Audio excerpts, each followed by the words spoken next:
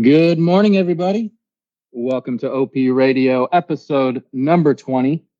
This is your first time joining OP Radio. This is a weekly Twitter space / podcast we hold to talk about everything and anything going on in the Optimism ecosystem. And we have another great episode lined up for you today. Before we get into that and our guest of honor, I am also joined by a colleague of mine.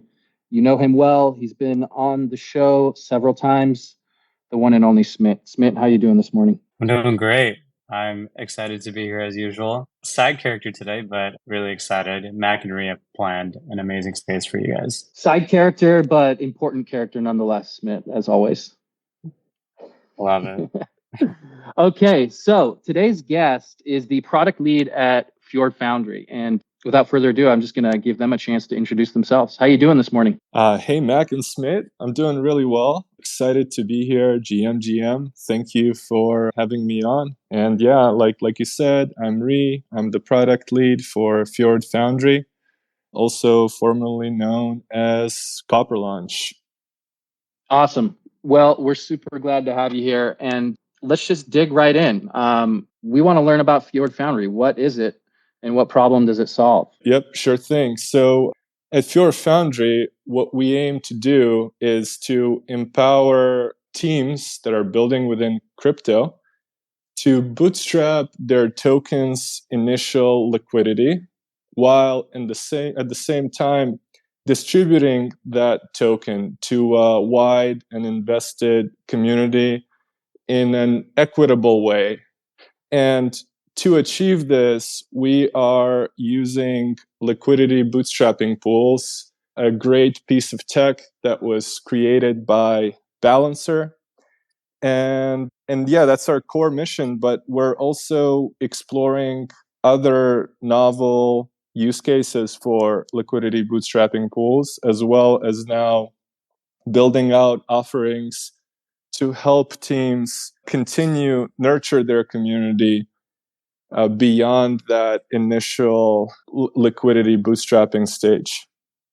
And yeah, we recently announced a big partnership with Balancer to lead development on top of LBPs, and have also now joined the optimistic ranks by working closely with Beethoven X, also known as Beats, on Optimism, and they are Balancer fork on Optimism. Excellent. I thought that was a fantastic overview, and I want to just dig in a little bit more to all of that. The way I kind of want to approach this, though, is maybe we could speak more to the problem, Ree, that's being solved here in order to understand liquidity bootstrapping pools a little better. What do you think about that? Can we talk a little bit about, like, let's say if you don't use LBPs, what are LBPs actually solving? Yep, sure thing. So if you think about any crypto project, any crypto community that has a token, a really critical component to that community's healthiness is the strength of that community's liquidity pool. So it's how an entrant into that community is able to easily join or exit that community, and then the health of that community's ecosystem basically depends on that. And so what we're solving is we are enabling new communities to build out the initial liquidity to support their liquidity pools. And we are doing it in a way that solves a lot of the problems that currently exist with the ways communities and tokens are launched and distributed. So if you think about a traditional liquidity pool, so like the most common model is like a 50-50 Uniswap pool, the Uniswap V2 pool. There you are having to, if you have a new token, you're essentially having to guess what that token's value is when creating that pool, because you have no frame of reference.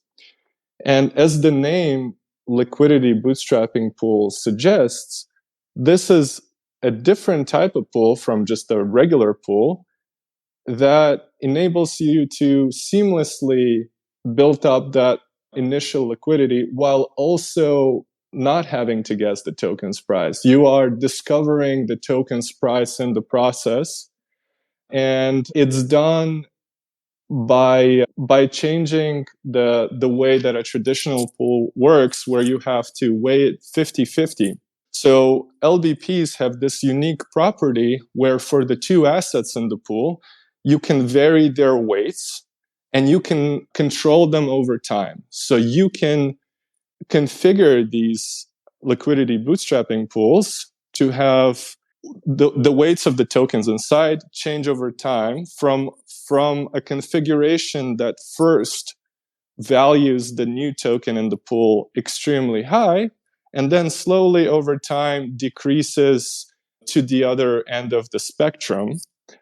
And through this transition, as the price changes and starts decreasing, anyone on the sidelines that is watching this LBP and suddenly decides that a particular price point or valuation for that new token is fair, given the progress that tokens community has made, or what the strength of what they're building, or future possibilities, they can decide that it's fair value and jump into that pool. So they would contribute the base token within the pool that is giving the new token value, and in exchange receive the new token in their wallet. And this is all permissionless. There's no kind of barriers to entry.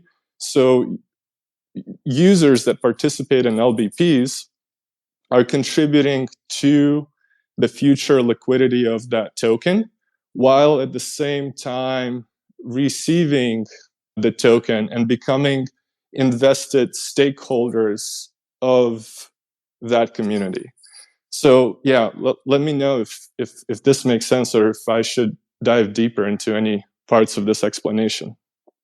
I would love to just kind of just maybe zoom out a second too, because I thought that was a lot of good information. I think of it almost as like a foundational good for the ecosystem as well. We've talked to hundreds of teams, and they all deem reliable liquidity as one of the problems for deployment. So that's one of the large reasons why I think of it as like it's foundational. If liquidity is necessary for a team's success long term, it's a foundational good for their deployment. And on top of that, being able to constantly have that reliable liquidity, decentralize their token, it's very much on the roadmap for most DeFi apps these days. So yeah, I just wanted to add that one point. It almost sounds veering on being a public good. Exactly. I didn't want to say it. Okay, so I do have a question about the way that this mechanism actually works, Ree. So the way that I understand it is you basically set these ratios and then they sort of go into effect and you don't really touch them, but they sort of take on a life of their own. And that's what makes it permissionless. Is that correct? Or are you able to actually adjust this dynamically as it's going on? Yeah, so for the core contracts that what we've built on top of, for those core contracts, you can actually tweak and configure a bunch of these variables live. But we've identified while we were building out Fjord that it would be ideal to have those weights not changeable during the duration of the initial configured duration. So we've kind of extended the original contracts to build that in, and streamlined the creation process as well to make it really easy for creators of these LBPs to configure the pools. Because conceptually it's not an easy thing to wrap your head around. So we had to build this like very visual creators dashboard as they're working through the configuration. Yeah, and I was speaking about this with Rainbow. Oftentimes it is sort of hard to visualize this stuff, but I wonder if we could maybe try to paint a picture, and maybe you could explain what variables the token creator is in control of. Definitely. So the easiest way to visualize an LBP is through a price decay curve. So the way to think about that is you configure this curve, and if nobody participates in the LBP throughout the duration of the LBP, the weights in combination with the balances the weights in combination with the balances that the creator configured will result in the price of these new tokens falling throughout the time frame over which the LBP was configured. So you can configure it to last, 1 day, 3 days, 5 days, a month. It really depends on what that particular project is looking to achieve. And then the other thing that you are configuring is what are the initial balances that you are seeding this liquidity pool with, and the starting weights and the end weights. And the weights can either amplify the base token's value by 99 times or diminish kind of the new token's value relative to that base by 99 times. And then you can configure them to be anything in between. And then if users participate in that LBP, it also has the property of just acting like a regular liquidity pool. So if the balances within the LBP change due to user activity, price can potentially, even increase despite the original decay curve configuration. Or, if a user is participating and suddenly price shoots up and they decide that particular value, maybe the valuation is overheated, they can even sell the token throughout the duration of the LBP. So they can swap in and out, and that's what results in a very organic price discovery. The creators configure this thing, and then once it's live, it's up to their communities to actually kind of like, as a community, decide what is this token's true valuation and fair starting price when that new liquidity pool is created afterwards. Got you. Okay, so yeah, the creator sets these variables, and then this thing kind of runs on its own. I'm curious, without having been behind the dashboard as a token creator, like how would I decide how to set those variables? It seems like it might be a little bit complicated. Like how would I know what to set those initially? Do you advise community members on what they should do? We don't necessarily advise community members. As our biz dev lead likes to say, we're only really here if you want a technical overview. You can just go ahead and create these pools on your own because we are permissionless. But we are more than happy to give an overview. And we also, in our docs, we share an Excel model that has all these variables where creators can also mess around with modeling participation rates in the LBP, and kind of like based on their own perception of their community size or what that initial token ought to be worth, they can play around with this price discovery curve and configure it based on what their needs are. And it's definitely like an art form. It's every community is different, and it's usually done on a case by case basis, but there are some common patterns that emerge, and we are just happy to share historically what are like the most common configurations for these LBPs whenever someone reaches out, or just direct them to the platform's history so they can scroll through things. Makes total sense. Yeah. Look at the past and see how those went, and then try and tweak it for your own purposes. Awesome. Okay. So, speaking of the past, I want to go back to, some of your stats to date, some of the communities you helped, and also, your history. Originally you were called something else, right? So maybe we could just take me back there. Yep. So we were initially called Copper Launch. And we came out as an incubation from the Alchemist coin community. And Alchemist was this project that was kicked off back in 2021, and its motto was literally, the only plan is there is no plan.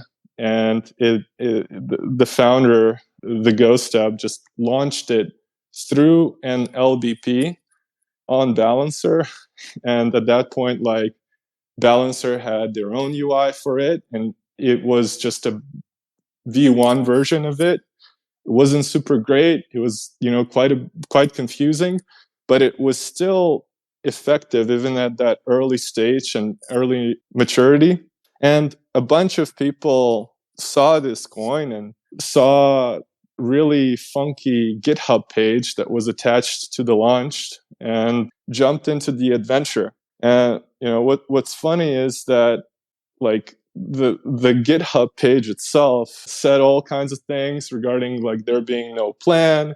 Maybe the token's purpose, which is called Mist, was to help a community find the philosopher's stone or explore the galaxy. And then it had a question in there like, can a meme coin help us achieve immortality? So it was a pretty ridiculous launch, but somehow the sense of adventure and exploration attracted a bunch of builders, or at least like people that weren't necessarily deep in crypto as builders, but wanted to participate in crypto as builders. So organically, kind of over time, structure emerged within this project's discourse, so within Alchemist discourse, and builders started aggregating around interesting subjects and ideas that they were curious about building and developing.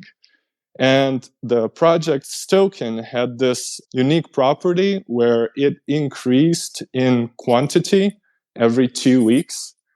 And so the community kind of came together and decided to use that property to fund these ongoing efforts with a stipend. And so first, like, there were a bunch of people that were just part-time contributing, trying to add value to the project and the community.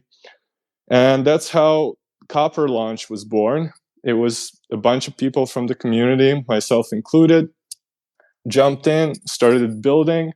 Because Alchemist launched through an LBP, it was easy to then also reach out to the Balancer team and say, hey, look, we see the power in your mechanism. We want to build on top of it. We want to make it the number one standard way to build liquidity and distribute tokens.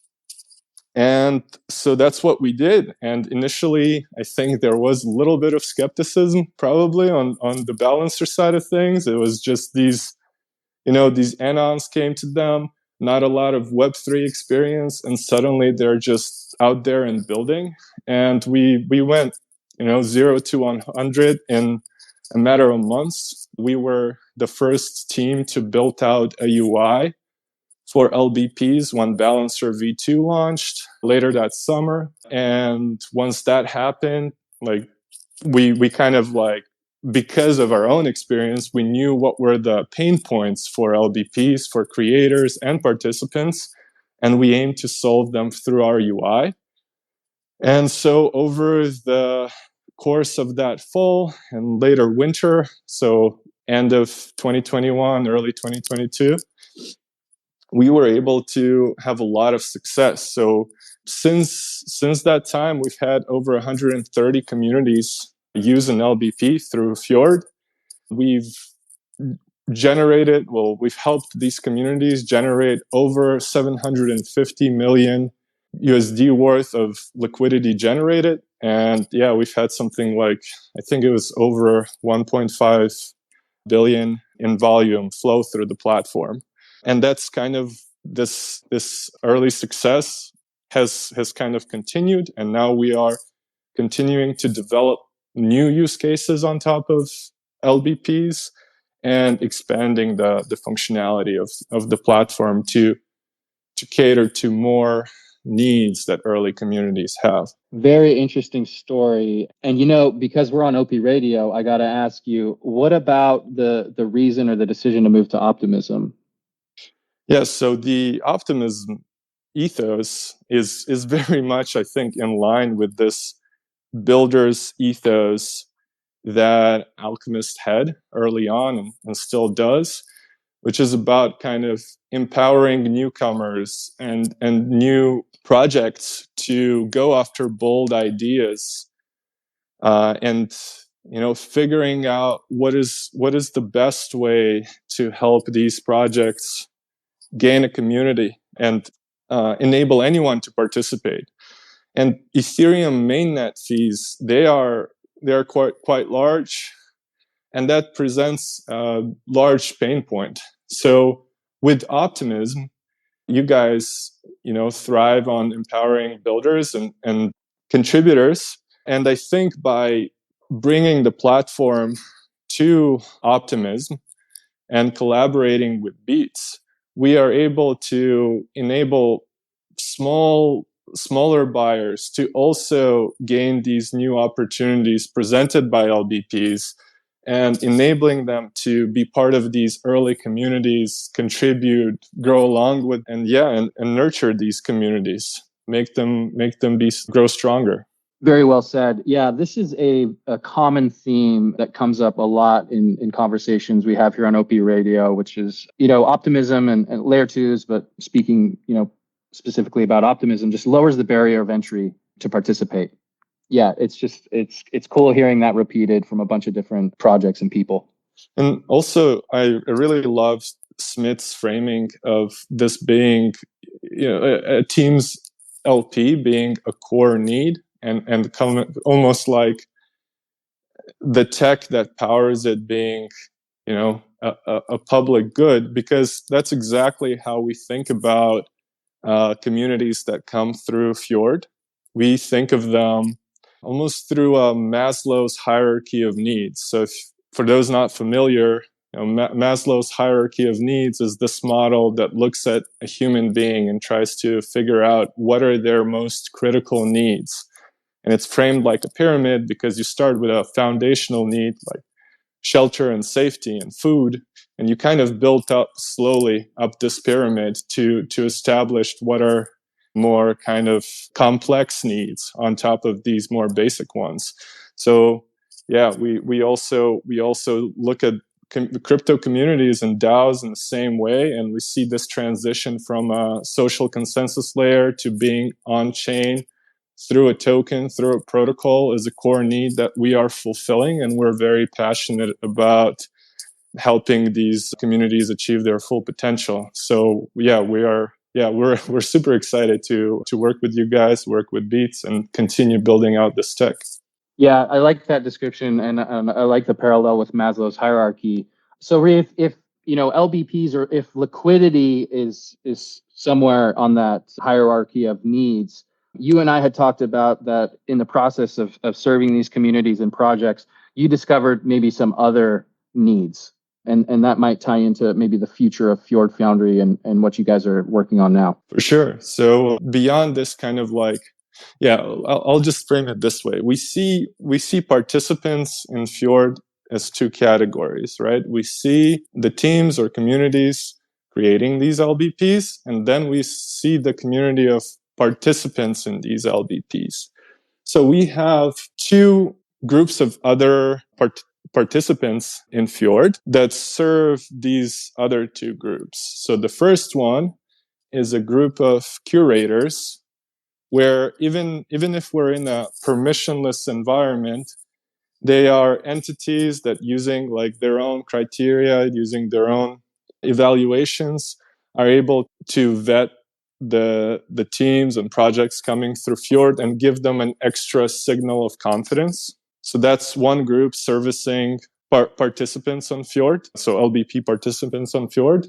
And another group is service providers. And this is where this hierarchy of needs is going to continue to get fulfilled through what we're doing. So we realized, right, these teams come to us to conduct an LBP, And then afterwards, they have other open-ended questions that often don't have an answer. So you've built out this initial liquidity. What do you do with it next? Do you move it to DEX A or DEX B? How much of it do you move to that DEX? So, now we're like building out a way to very easily transition this LP that was built out through Fjord to one of these DEXs. Then these teams have questions like, how do I do governance? How do I do treasury management? How do I manage risk? How do I empower my community to vote? And in these instances, there are many other protocols that are specifically built within crypto to fulfill these needs.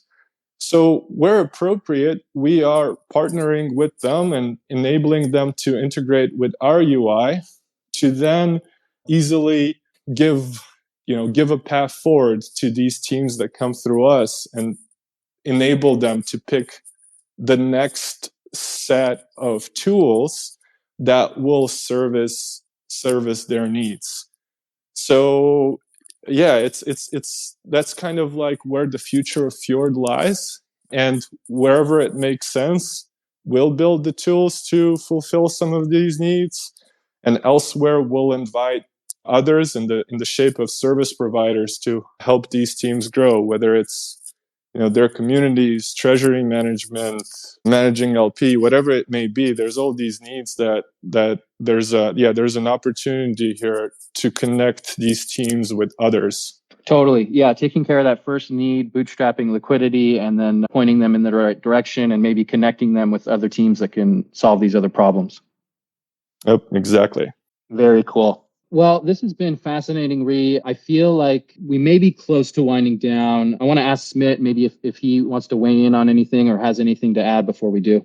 No, I think you guys did an amazing job. I remember participating in LBPs back in the day and just like these quote unquote fair launches, and a big player like Jump or like some market maker would just take up the entire allocation. So yeah, front running and all that stuff has a huge interesting experience place in my heart. So yeah, once again, excited that you guys are building that infrastructural good or that public good on Optimism. It's going to be exciting.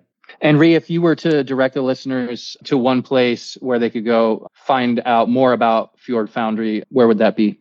Yep. So you can follow us at Fjord Foundry at Fjord Foundry on Twitter, or check our site out at fjordfoundry.com. And we're here to chat if you want to learn more about LBPs, if you want to be a curator on the platform or a service provider. So our DMs are open, our Discord's open. Just come on in and we'll be here for you. Well, I think this is very exciting news for projects in the Optimism ecosystem, the little guys. So really looking forward to see what the future may bring. And thanks for coming on, Ree, and explaining Fjord Foundry to us. Reminder to all the listeners, you can listen to past episodes of OP Radio on Spotify, Google, Apple, YouTube, wherever you listen to your podcasts. Have a great rest of your day, y'all. Thanks so much, Smit and Ree. We'll see you later. Stay optimistic. Thanks, Laurie. Thank you all.